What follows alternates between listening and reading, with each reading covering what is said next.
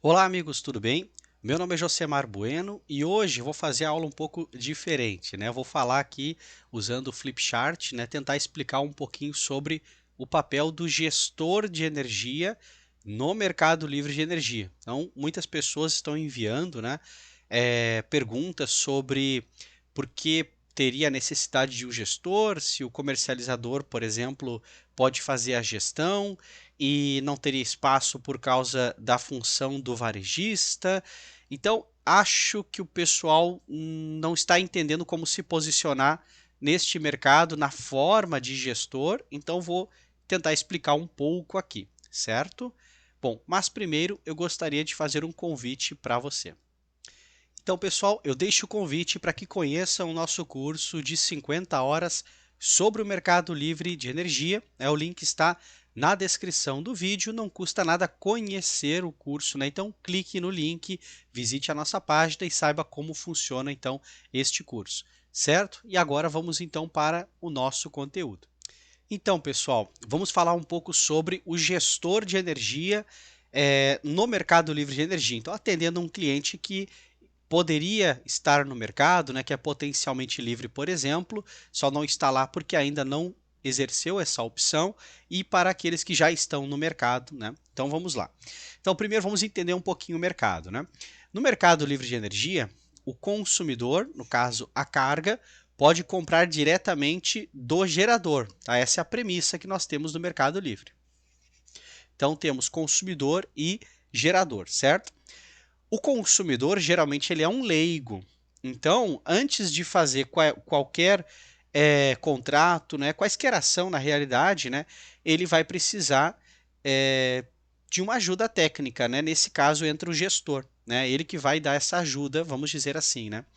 Então, aquela empresa que oferece a gestão, então vamos fazer assim, ó. Aqui então temos a empresa que faz a gestão, vou colocar assim, gestão, né? Essa empresa, ela vai fazer o quê? Ela vai analisar o perfil do cliente, né? Então o cliente vai entregar os seus dados para ela, no caso, a sua fatura de energia. Se o gestor achar interessante, ele pode fazer uma análise, né, sobre o perfil de carga do cliente. Então o gestor fica à vontade para analisar o cliente e entender qual a melhor solução para esse cliente.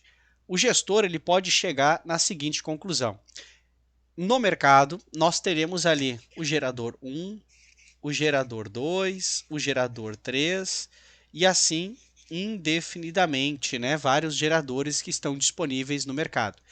Cada gerador vai ter um preço, então nós temos aqui cada um com o seu preço de energia, cada um vai colocar os seus parâmetros contratuais, né? Então teremos aqui os parâmetros contratuais de cada gerador. E o gestor ele vai fazer o que? Ele vai avaliar então essas opções do mercado. E o gestor vai levar para o cliente o melhor contrato. Ou seja, o gestor ele está fazendo, né, um papel não de intermediário, mas um papel de assessoria, de consultoria, né? Agora o que vai acontecer? Uma vez que esse cliente ele decida, né, realizar a contratação, agora ele tem um contrato que é do gerador, ou seja, o vendedor, para a carga, para o consumidor. Porém, existem diversas obrigações financeiras e responsabilidades, né? Por exemplo, esse consumidor aqui, ele precisa pagar, por exemplo, a contribuição associativa para a CCEE. Ele também precisa pagar os encargos, né? Como, por exemplo, o ESS e o EER. E ele também precisa pagar, por exemplo, taxas bancárias, né? Vou colocar aqui banco apenas, tá? E nós temos também os custos com a distribuidora de energia e assim por diante. Ou seja, existem várias responsabilidades aqui e o cliente ele não vai conseguir entender exatamente, né, quais são todas as obrigações. Por quê? Porque não é o core business dele, né? Então, por exemplo, essa empresa que fabrica sapatos, né? Vou colocar aqui, ó, sapatos, né? essa empresa, então, ela vai olhar isso aqui com estranheza, porque não é do mercado dela. Então, o gestor, o que ele vai fazer? Ele vai acompanhar o processo de contabilização, ou seja, o gestor ele vai ter um login na Câmara de Comercialização e ele vai acessar as informações que são registradas, né, e que devem ser validadas pelo comprador. Então, o gerador como vendedor, então aqui é o vendedor, ele vai registrar aquilo que foi consumido e injetado, né, ou seja, em relação aos dados, né, do SCDE referentes à unidade consumidora, o SCDE que é o Sistema de Coleta de Dados de Energia, né, que você tem acesso através do SMF lá do consumidor. SMF que é o Sistema de Medição e Faturamento, né, que é no Mercado Livre, lembra, né? Você tem um medidor que faz a coleta de dados em tempo real, praticamente. Então, todos os dias você tem os dados coletados e registrados, né? Então, o vendedor vai fazer o registro e o consumidor precisa fazer a validação, mas ele, né, precisa ter conhecimento. Então, o gestor vai acabar com esse problema que ele vai acompanhar a contabilização e, aliás, o gestor pode, né, ofertar vários serviços para o cliente. Tudo vai depender da estratégia do gestor, né? Veja, em nenhum momento aqui apareceu, né, o comercializador de energia. A Josemar, mas e a comercializadora? Onde é que ela entra aqui, né? Então vamos pensar um pouquinho sobre a comercializadora de energia.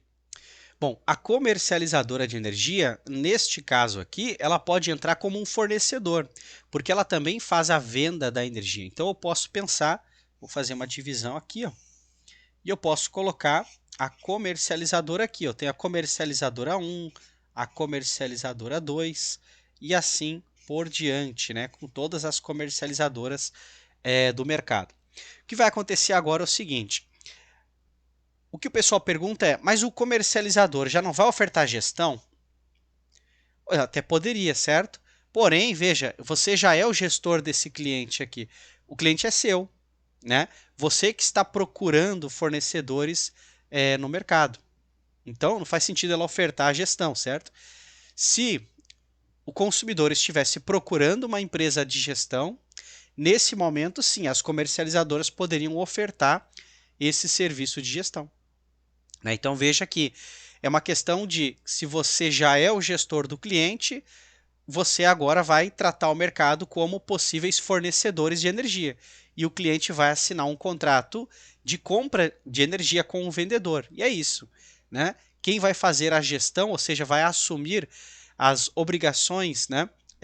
Ou melhor, assumir as obrigações não, mas monitorar, né, as obrigações financeiras do cliente e orientar ele sobre se os valores estão corretos a pagar ou se ele precisa pagar um encargo a mais, um encargo a menos, ou se ele foi penalizado por algum motivo, explicar para ele, né, o que é essa penalidade, tudo isso vai ser papel do gestor. O gestor é uma empresa normal que oferta um serviço que o cliente ele fica desonerado, né? Ele não precisaria agora se preocupar com estas atividades, né? Com essas preocupações referentes às obrigações financeiras e outras obrigações que ele tenha no mercado livre de energia, né?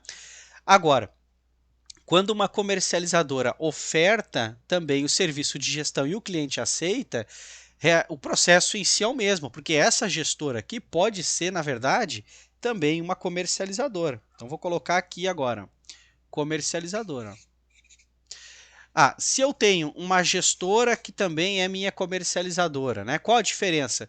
Não tem muita diferença não, porque na realidade, a diferença na realidade é que a comercializadora, ela pode em algum momento, né, comprar energia para ela mesma e revender para você. Aí você teria um contrato de compra e venda de energia onde a comercializadora é o fornecedor, e você teria um segundo contrato, talvez, colocando ela como a gestora, né?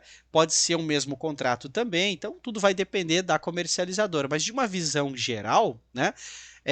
O gestor é uma empresa ou uma pessoa, um profissional, né, que oferece os serviços de gestão para poder dar o suporte para esse cliente em relação a todos os compromissos que ele vai ter lá no Mercado Livre de energia, né? Então, essa é a ideia de um gestor e esse serviço, claro, vai ser remunerado. E você pode praticar uma remuneração um pouco diferente também, né? Bom, e como seria essa remuneração, né? Vamos entender um pouquinho então como poderíamos pensar numa remuneração. O gestor, ele pode cobrar um valor fixo, né? Então ele pode colocar um valor de contrato aqui e cobrar um valor de gestão. Então ele vai cobrar lá R$ 1.000, R$ 5.000, R$ 10.000, ele vai colocar um valor. Esse valor, o cliente vai avaliar o seguinte, né? Se o gestor consegue um contrato que tem uma boa performance, onde o valor da gestão fica dentro da economia que o gestor trouxe para ele, aí ele vai aceitar pagar um valor, por exemplo, de 5, 6, 7 mil reais, né? Agora, se o valor do gestor ele inviabiliza a economia do contrato, é óbvio que esse negócio não faz sentido. Então, existe uma outra forma também, que é a seguinte, né? Quando o gestor é também uma comercializadora, ele pode comprar a energia por um preço e vender a energia por outro preço. Quando ele faz esse processo aqui, em que ele vira o intermediário, né, ele compra a um preço X do gerador e entrega a outro preço aqui, ele vai ganhar um spread, né? Então, ou seja, nesse caso, a comercializadora pode não ofertar um serviço de gestão ou então não cobrar nada por essa gestão, porque ela já estaria ganhando o spread dentro, né, do preço. Ela compra por um preço X e revende por um preço, por exemplo, 2x, né? Só para colocar um exemplo aqui. Então ela já teria o ganho fazendo isso, né? Uma gestora poderia fazer isso? Aqui nesse exemplo não, né? Teria que ser um comercializador para poder comprar e revender. Agora, o cliente ele vai avaliar as outras opções do mercado, né? Ou seja, será que as outras empresas não conseguiriam um preço mais em conta? Então esse spread aqui ele é pressionado para baixo, né? Eu não consigo colocar um spread tão alto. Por exemplo, comprar energia a 100 megawatt-hora e tentar revender a R$ 500 o megawatt-hora, né? Então, se eu comprar R$ 100 para revender a 500, a minha concorrência vai facilmente ofertar, né, opções melhores. Então, o que é natural é um mercado onde você cobra um valor fixo pela gestão e também pode, né, cobrar o valor do spread, né? Você também pode praticar essa revenda. Então é uma estratégia, cada comercializador tem o seu, porque o mercado ele é livre, né, pessoal? Então se você conseguir desenhar isso de uma forma diferente, você pode praticar também, basta que não sejam violadas as regras e os procedimentos de comercialização, certo? Então, tentei explicar aqui um pouquinho, né, do papel do gestor. Então, assim, se você tem uma empresa de engenharia, você já presta serviços no setor elétrico, você pode ofertar serviços de gestão, você só vai precisar entender sobre contratos de compra e venda de energia. Você precisa entender como funcionam, né, as operações de mercado, até para entender como vão ser precificados cada item aqui. Por exemplo, os encargos de ES e EER, eles variam toda vez que são cobrados, porque existe uma forma, né, um processo de cálculo que a Câmara realiza. A contribuição associativa também muda porque depende do volume comercializado de energia. Você tem aqui os custos com a distribuidora, então você tem que entender do modelo tarifário, né? Se esse cliente aqui, por exemplo, é um autoprodutor, você vai ter uma tarifa diferente aqui. Você vai ter uma THS, por exemplo, que pode ser verde, APE ou azul, APE. Então repete-se aqui, né? Então é um modelo tarifário um pouco diferente também, né? Se for um cliente que está no mercado de importação e exportação, você vai ter custos diferentes na TUSD, outros encargos. Então, basicamente, você tem que entender o processo de compra e venda de energia, o cálculo dos encargos e também como funciona, né, o processo tributário, né? Porque aqui dentro vão impostos, tributos e assim, né? Então, se você quer ser um gestor de energia, basta você ter conhecimento de como funciona o mercado livre de energia, você pode ofertar e basicamente você vai procurar fornecedores para trazer a melhor opção de contrato para o seu cliente, e esses contratos aqui você vai trabalhar mercado futuro. Então, por exemplo, o cliente fechou um contrato aqui que vai de 2000, vamos dizer 2023 até 2026, tá? Então, 2026. Só que você não vai ficar parado agora, né, não fazendo nada. Você vai, na realidade, agora procurar contratos futuros que já vão começar lá em 2027, ou seja, quais contratos, né, são boas opções. Você já vai estar de olho lá. Por quê? Porque quando chegar próximo de 2026, você já vai ofertar para o cliente opções de contratos para dar continuidade ao seu fornecimento de energia, né?